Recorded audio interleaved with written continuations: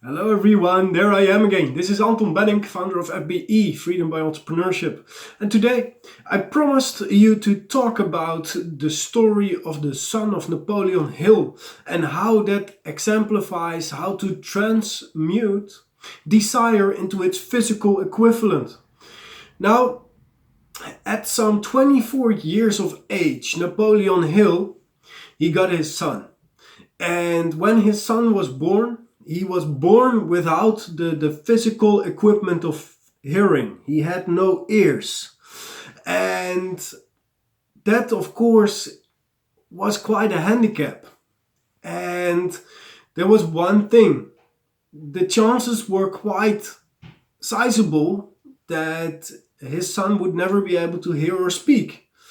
But as the son's father, Napoleon Hill, of course, had the right to counteract that idea because he did not want that as a reality. Basically, he decided to transmute or to put the desire into his son to become a normal hearing human being. And throughout the first years of his life, eventually they found out that their son, he got some sort of response to sounds, but he could not hear well. There was no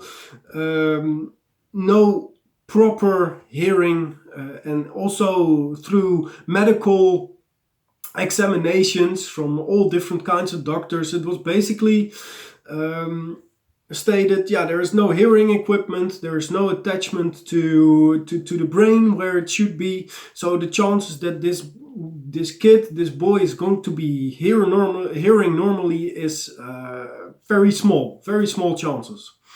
But Napoleon Hill went on, and eventually through a certain device, they realized, okay, he does hear some sounds, and eventually they realized that when they created sounds near his scalp, near his where his ear was supposed to be, that if they spoke directly to that bone, that the vibrations would go to the brain and that the kid would actually hear it.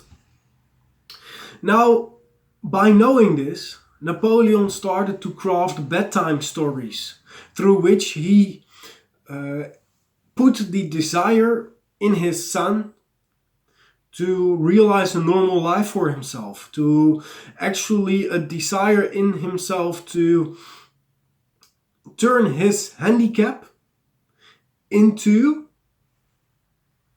an asset. Yes, something that would actually benefit him.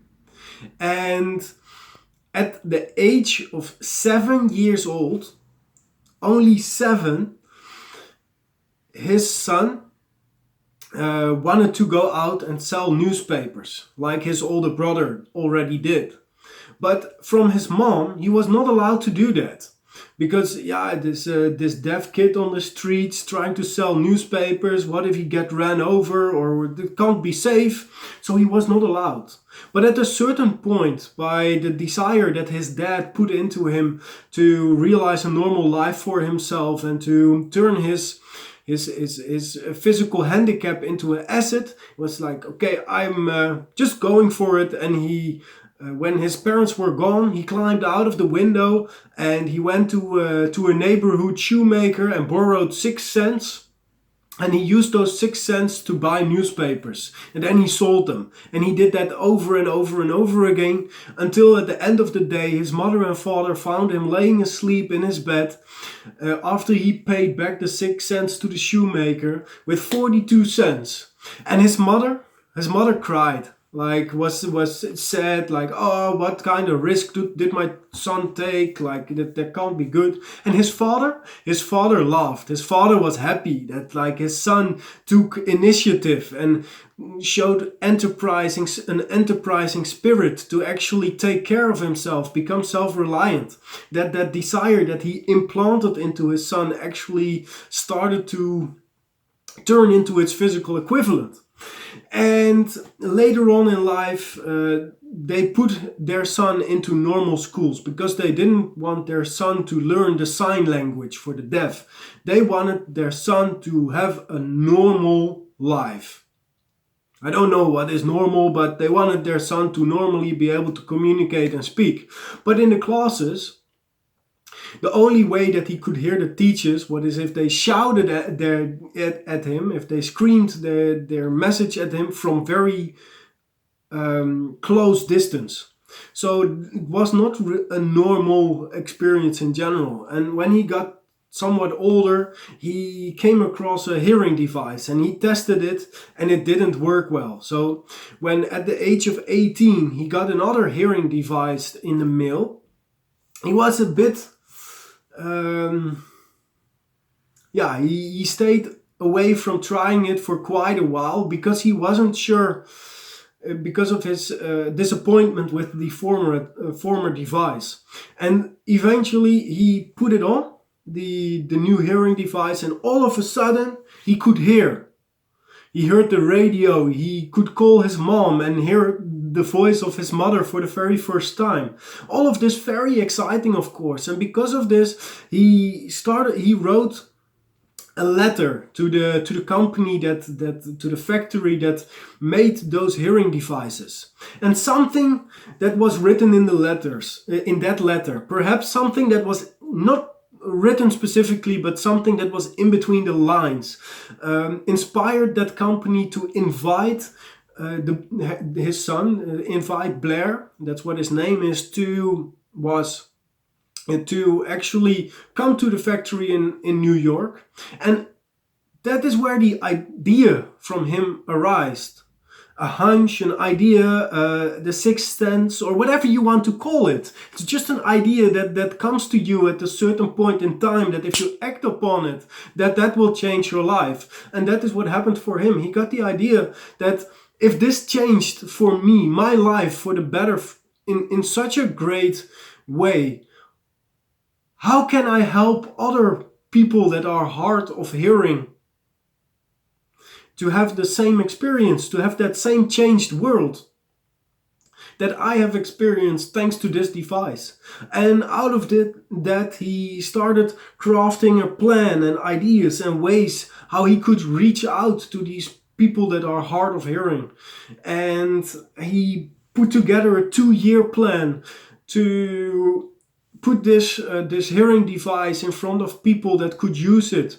And with that plan, he went back to that company and they hired him on the spot.